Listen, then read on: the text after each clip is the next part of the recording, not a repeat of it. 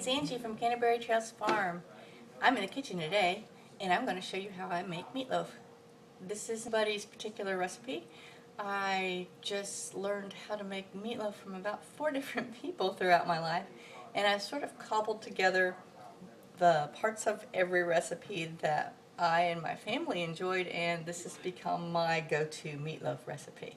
So let's get started. I'm going to mix mine in the mixer.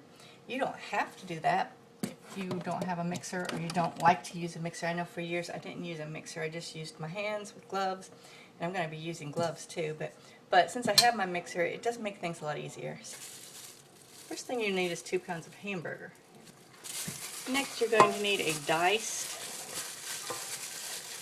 onion, medium to large onion, depending on if you used 1 or 2 pounds. If you use 1 pound, you can get away with a small diced onion. You're going to need 2/3 cup milk.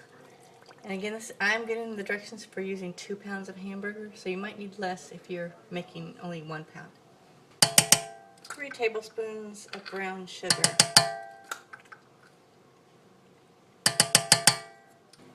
You're going to need 1 package of Lipton or some other onion soup mix, or if you make your own, and I have a recipe for that and a video up, like I do, you're going to need 4 tablespoons of onion soup mix. You'll need 1 tablespoon of Worcestershire sauce.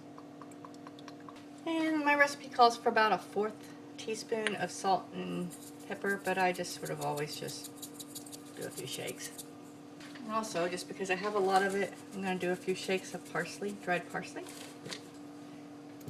I need 1 tablespoon of yellow mustard. I need 1 egg.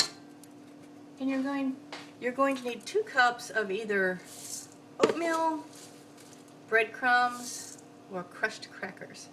I'm using oatmeal today. You're going to need 1/4 cups of ketchup. And we're going to mix all that. While your meatloaf is mixing up, if you're doing it in the mixer, you need to preheat your oven to 350 Fahrenheit. Going to need to put all of that into a loaf pan.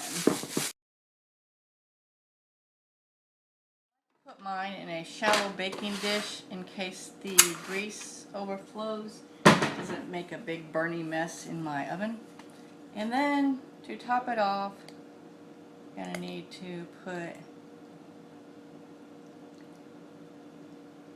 ketchup over the top. And if you have bacon, the bacon is a nice addition too. Layer raw pieces of bacon across it. I'm going to put this in for 1 hour and 10 minutes, and then I will check it and see, hopefully it's usually the center, the very center, that is the issue. And if it gets a lot of grease build up in it, you can drain some of that grease off.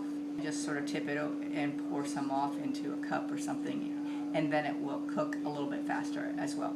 So let's put this in for 1 hour and 10 minutes, and then we'll be back. Before I get started on my dishes, I was going to tell you real quick how I do my potatoes.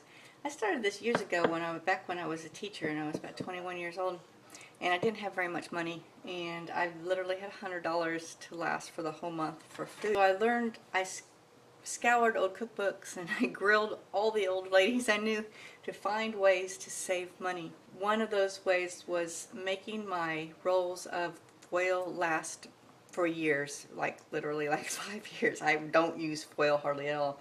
How I make my baked potatoes is I scrub them down, and I use a full circle vegetable brush that I got in my Homestead box. Before that I used to use the plastic one that I reserved only for scrubbing vegetables, but I really like this one.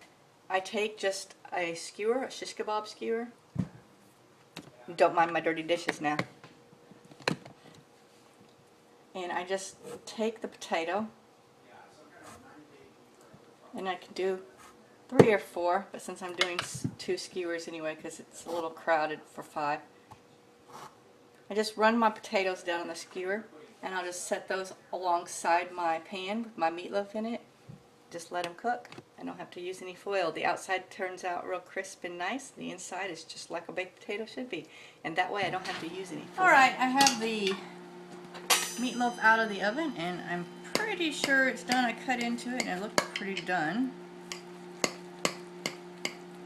Let's make sure stir.